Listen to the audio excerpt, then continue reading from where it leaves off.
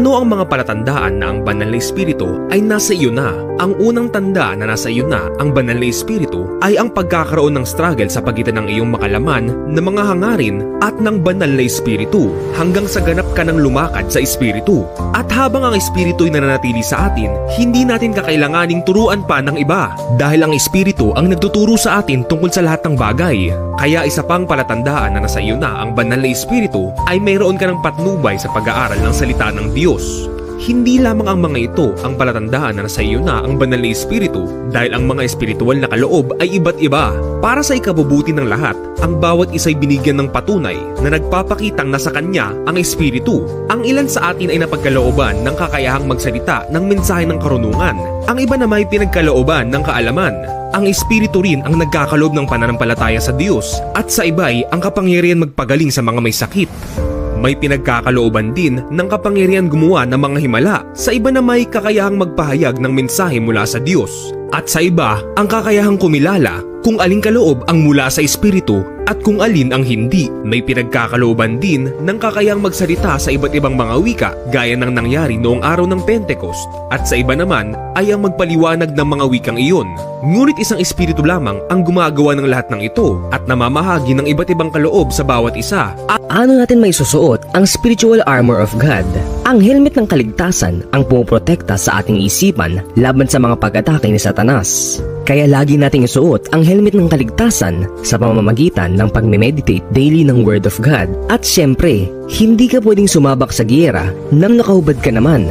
Kailangan suot mo rin ang baluti ng katuwiran. At paano natin masusuot ang baluti ng katuwiran? Or, in other words, paano tayo magiging matuwid sa harap ng Diyos? Walang iba kundi sa pamamagitan ng ating pakikiisa sa ating Panginoong Hesus. Ang isa pang spiritual armor na dapat lagi nating suot ay ang sinturon ng katotohanan. Upang maisuot mo ang sinturon ng katotohanan, ay kailangan na alam mo at tanggap mo ang buong katotohanan ng Ebanghelyo. Ang isa pang importanteng bahagi ng spiritual armor ay ang mga sandalyas na laging handa sa pangangaral ng magandang balita. Dahil ang ating Great Commission ay ang pagbabahagi ng magandang balita sa ibang tao. Ang isa pang spiritual armor na dapat lagi nating dala ay ang panangga ng pananampalataya.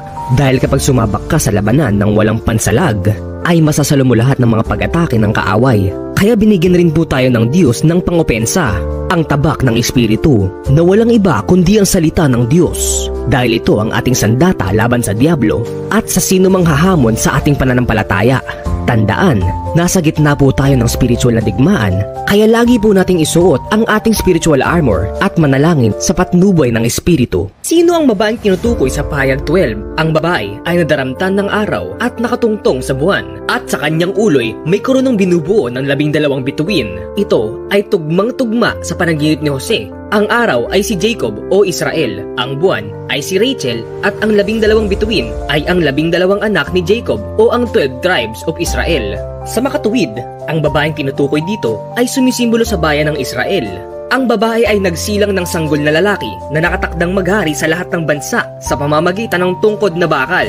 Ang sanggol na lalaking tinutukoy dito ay walang iba kundi ang ating Panginoong Hesus. Sa galit ng dragon sa babae, binalingan niya ang nalalabing mga anak nito upang digmain. Sa makatuwid, kung ang bayan ng Israel ang babaeng ito, ang mga Hudyo lang ba ang kanyang mga anak? Tandaan, ang lahat ng nakay Kristo ay mga anak ni Abraham at tagapamana ng mga pangako ng Diyos.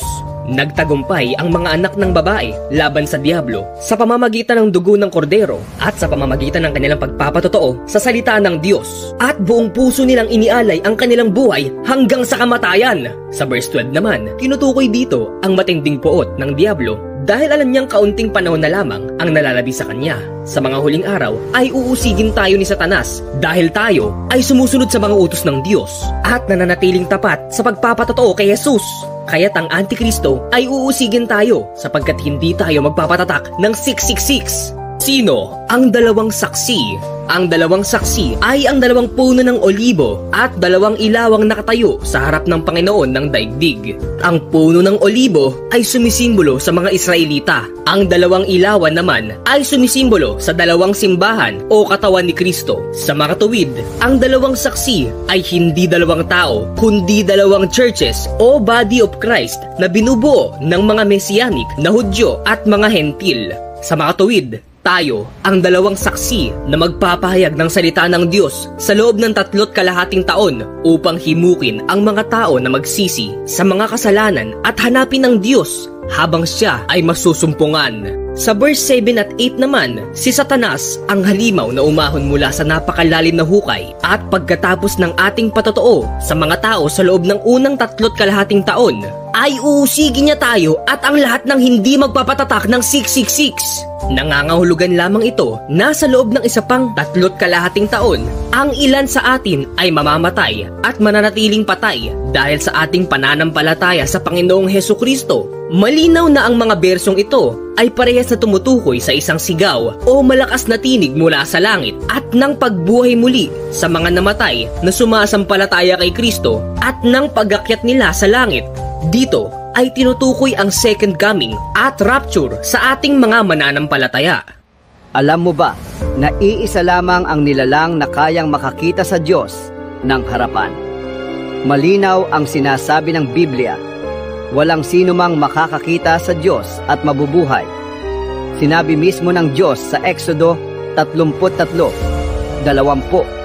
Pero may isang natatanging pagbubukod. Kahit ang pinakamakapangyarihang mga anghel ay hindi makatingin ng direkta sa Diyos. Sa Isaias 6, ang mga serapin na nasa tabi ng kanyang trono ay tinatakpan ang kanilang mga mukha gamit ang kanilang mga pakpak. Ngunit may isang nilalang, isang umiiral na kasama ng Diyos mula pa sa simula, na hindi lamang siya nakita, kundi siya rin ang nagpapakilala sa kanya. Ang nilalang na iyon ay si Jesus. Sabi sa Juan 1:18, wala pang sino mang nakakita sa Diyos, ang bugtong na anak, na Diyos din at laging kapiling ng Ama, siya ang nagpakilala sa kanya. At sinabi rin ni Jesus sa Juan 14, Siyam, ang nakakita sa akin ay nakakita na sa Ama. Oo, iisa lamang ang nilalang na maaaring makakita sa Diyos ng harapan at mabuhay, ang kaisa-isang anak na nagpapahayag ng puso, kapangyarihan at kaluwalhatian ng Diyos. At siya ay si Jesus. Sino ang 144,000? Sila ay may mga dugong Hudyo na tutubusin mula sa buong sangkatauhan bilang mga unang handog sa Diyos. Sila ay first fruits dahil sila ang mga nanatiling birhen at hindi nadungisan ng mga babae, sapagkat sila ay sumunod sa kordero saan man siya magpunta. Ang mga babaeng na tinutukoy dito ay posibleng isang simbolism sa mga harlot churches ng Mystery Babylon na nakakalat sa buong mundo. Kaya nga ang sabi sa atin ng Diyos ay, umalis ka sa Babylonia, bayan ko! Huwag kang makibahagi sa kanyang mga kasalanan upang hindi ka maparusahang kasama niya.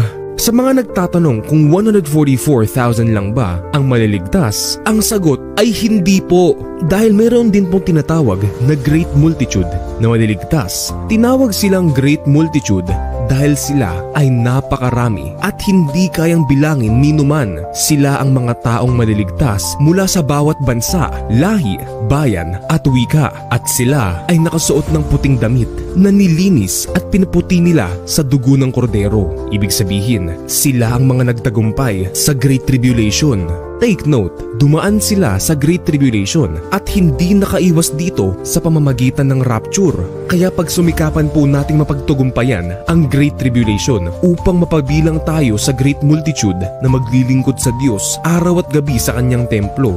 Nung mga kasalanan ang magdadala sa tao sa impyerno kapag hindi ito pinagsisihan at tinalikuran, ang mga nakikiapid, nangangalunya, nakikipagtalik sa kapwa lalaki o kapwa babae, nagnanakaw, sakim, naglalasing, nanlalait ng kapwa o nandaraya ay walang bahagi sa kaharian ng Diyos. Mapupunta rin sa impyerno ang mga duwag, mga taksil, mga gumagawa ng mga kasuklam-suklam na bagay, mga mamamatay tao, mga mangkukulam, mga sumasamba sa Diyos-Diyosan at ang lahat ng mga sinungaling. Siguro ay sasabihin mo, wala naman akong asawa kaya hindi ako magkakasala ng pangangalunya. Hindi mo ba alam na kapag tumingin ka sa isang babae nang may pagnanasa ay nangalunya ka na sa babaeng iyon sa iyong puso? Siguro ay sasabihin mo rin, mabait naman akong tao, hindi ako kriminal, at lalong hindi ako mamamatay tao. Hindi mo ba alam na kapag nagalit ka sa iyong kapwa-tao ay nagkasala ka na rin ng pagpatay? Alam mo bang kapag hindi ka nagpatawad ay hindi ka rin papatawarin ng Diyos? Alam mo bang kasalanan din ang pagkonsulta sa mga manghuhula, mangkukulam at mga espiritista o pakikipag-usap sa mga patay? Pati ang paniniwala sa astrology, horoscope o sa mga pamahiin at pampaswerte? Tandaan, walang taong hindi nagkasala, kaya nga lahat tayo ay guilty sa mga kasalanang ito. Ngunit dahil sa pagmamahal ng Diyos sa atin, ay isinakripisyo niya ang ating Panginoong Hesus upang mamatay sa krus para sa ating mga kasalanan. Alam mo ba na isang anghel ang tumulong kay Jesus noong siya'y natakot? Sa hardin ng Gethsemane, bago siya arestuhin, si Jesus ay labis na nalungkot at natakot. Alam niyang malapit na ang matinding pagdurusa, kaya nanalangin siya ng may matinding dalamhati. Pagkatapos ay may nangyaring kamangha-mangha, isang anghel ang dumating upang palakasin siya. Lucas 22:43. Bagaman siya ang anak ng Diyos, naranasan ni Jesus ang takot ng isang tao at isinugo ng Diyos ang kanyang kaaliwan. Ang tagpong ito ay paalala na hindi tayo kailanman nag-iisa. Sa gitna ng ating sakit at pagdurusa, kayang ipadala ng Diyos ang lakas, gaya ng ginawa niya para kay Jesus. Bakit may mga taong pangit? Una sa lahat, ang ating society lamang ang nagdidikta ng pamantayan ng kagandahan. Ngunit sa mga mata ng Diyos, lahat tayo ay pantay-pantay. At bilang ating tagapaglikha, ginawa talaga niyang unique ang bawat isa sa atin. So nilikha talaga tayo ng Diyos na iba-iba ang hugis ng ating ilong, mata, bibig, baba at tainga, maging ang kulay ng ating buhok at balat.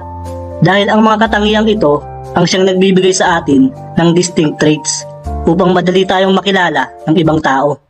Isipin mo na lang, kung lahat ng tao ay binigyan ng Diyos ng perpektong kagandahan, katalinuhan at mga talento, di magiging kagaya din tayo ni Satanas na mapagmataas.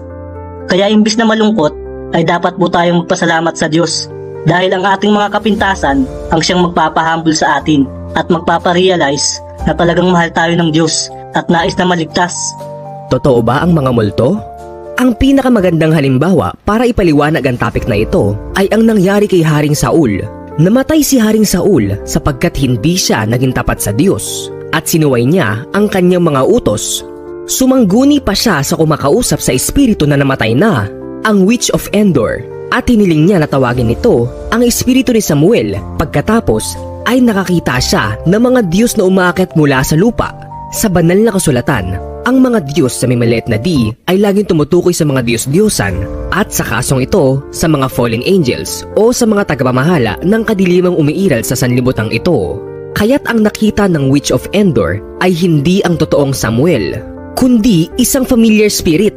Ang mga familiar spirits ay may kakayahang gayahin ang anyo ng sinumang tao tulad ng ating mga yumaong mahal sa buhay at maaaring nila tayong ayain na sumama sa kanila sa daigdig ng mga patay.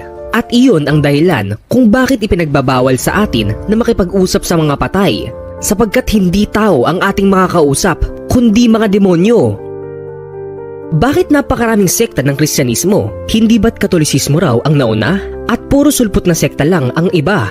Mga kapatid, wala pa pong Katolisismo ay naroon na ang lumang tipan at bagong tipan. Kaya't paanong nangyaring ang Katolisismo ang nauna? At sa kanila raw umano nanggaling ang Biblia. Tandaan, ang Panginoong Hesus po mismo ang bato kung saan itinatag ang kanyang iglesia. Dahil sa kanya lamang hindi nanaig ang pintuan ng daigdig ng kamatayan. Kaya hindi si Pedro ang bato kung saan itinatag ang iglesia, dahil nanaig kay Pedro ang kamatayan. At kung mapapansin mo, hindi ba't si Pedro ay mayroong asawa? At nang yumukod sa kanya si Cornelio, ay sinaway niya ito? Dahil siya ay tao lang din kagaya natin.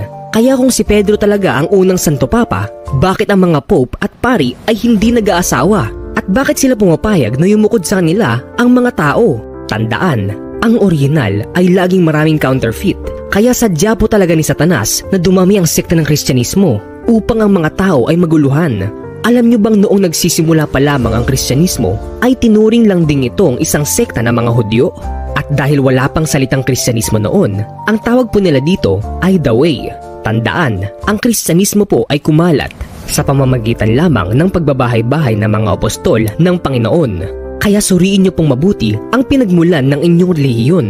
Dahil wala namang magpoprotesta laban dito, kung sumusunod talaga ito sa mga utos ng Diyos. Alam mo bang si Maria ay hindi na natiling birhen? Basahin natin sa Marcos chapter 6 verse 3. Hindi ba ito ang karpinterong anak ni Maria at kapatid ni na Santiago, Jose, Judas at Simon? Taga rito rin ang kanyang mga kapatid na babae, hindi ba? Ang karpinterong anak ni Maria na tinutukoy dito ay ang ating Panginoong Hesus. Sa makatuwid, si Maria at Jose ay nagkaroon ng mga anak matapos isilang ang ating Panginoong Hesus. Si Maria po ang babaeng pinagpala sa lahat na maging ina ng katawang lupa ng ating Panginoong Hesus. Ngunit hindi po siya Diyos, kaya huwag niyo po siyang tatawaging ina ng Diyos dahil ginagawa niyo siyang mas mataas pa sa Diyos. Wala po siyang autoridad sa Panginoong Hesus. Sa katunayan, ang tawag po sa kanya ng Panginoong Hesus ay ginang at hindi ina ng Diyos o reyna ng langit. Malinaw din po ang sinasabi sa Biblia na huwag nating tularan ang mga pagano na kung manalangin ay gumagamit ng walang kabuluhang pag-uulit.